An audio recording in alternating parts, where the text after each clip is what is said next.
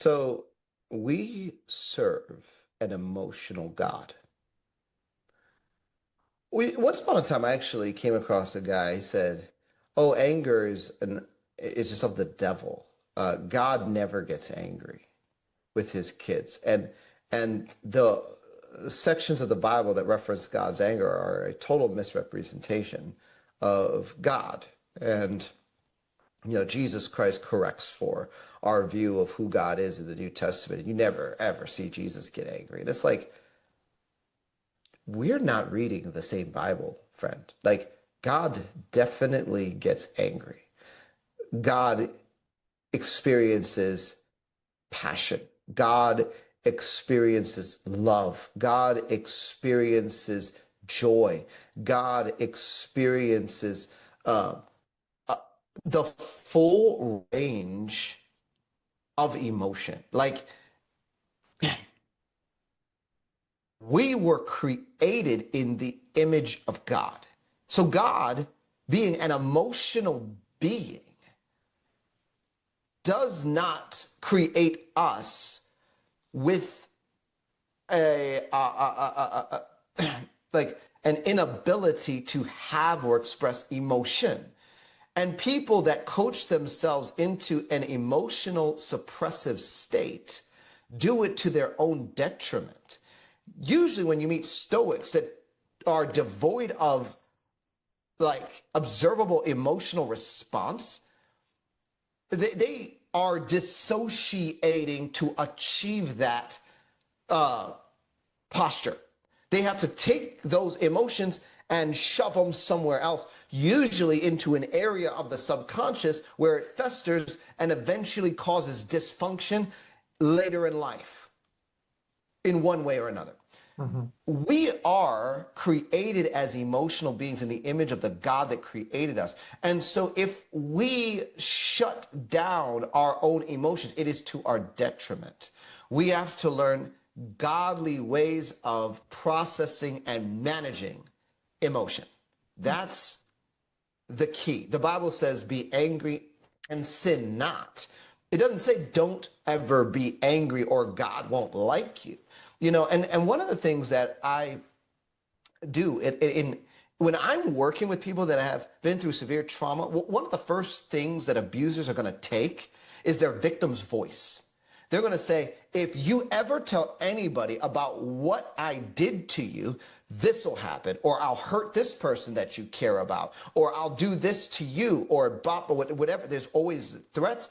And then that usually produces some kind of inner vow in the victim that says, I will not talk.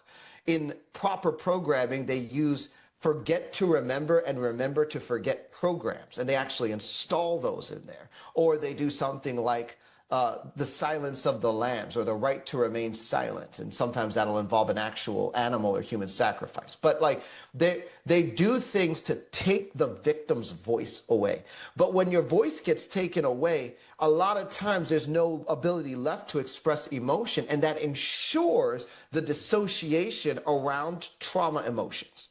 And they're going to go different places. They're going to go into the body. They're going to go into regions and recesses of the subconscious where they're going to fester, and they're going to create dysfunction. So you take a trauma survivor that's been through a lot of pain, had their voice taken away, have all of these suppressed emotions of anger and rage and disappointment and abandonment and rejection, and put them in a worship set, and they're trying to connect with God, but they have all of this dissociated emotion. That dissociated emotion can sit there as a massive wall between them and God encounters. That because it's not processed and it's festering, there's a limited ability for God to break through and touch them in a meaningful way, because their whole heart realm is buffered against more pain, because we've spent so much energy dissociating all of the trauma and negative emotions that we could never express or process. So it's amazing. Even emotional processing, once people get to that, and you can do that without Jesus. Like, there are actual techniques that counselors may use with people, or different things that actually lead to emotional processing. And you know what people walk away from those sessions feeling? Much better. They feel like they've cleared things. They feel lighter than they did when and it's not like kicking out a demon. It's actually processing the emotion itself. So we do, and one of the things that I do when I'm working with people is continual affirmation. You know how relieving it is to have someone come behind a suppressed emotion and tell you you have a right to feel the way you feel. You're not crazy. What happened to you wasn't right, it wasn't fair, and it wasn't just. And the anger that you feel makes sense.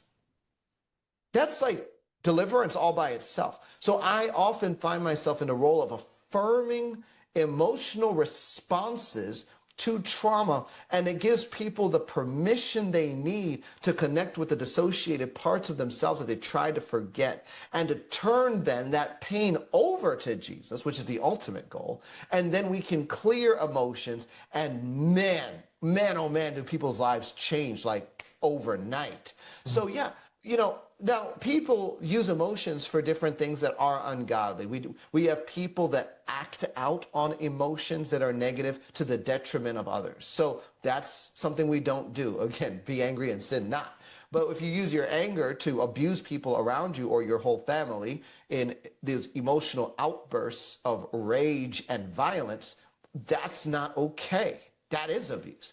You know, when a person has a lot of trauma and, you know, they swing between extreme like depressive states and then extreme like energetic states and back like bipolar things or whatever, that's highly dysregulating to people around them. And that, you know, we want to bring stabilization for these people, usually through Jesus encounter and inner healing and maybe some deliverance. But like, yeah, you can find people that do emotional manipulation where they use their emotions to get people to do things they otherwise wouldn't do.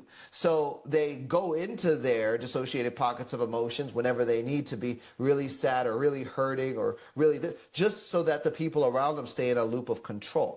Emotional manipulation is not okay. Like, God doesn't emotionally manipulate you, so why should it be okay for us to do that to other people? So yeah, like on those levels, there are certain like, yeah, boundaries we draw around. Like, you know, people don't just get to do whatever they want and say, well, I'm an emotional being, so take me as I am. It's like, no, we have to learn godly methods of expressing and processing the emotions that are natural to our design.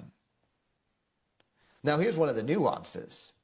It is actually possible to have different emotional responses based on a single stimuli to the different layers of our design. Because there is emotions that sit in the body, emotions that sit in the soul, and emotions that sit in the spirit.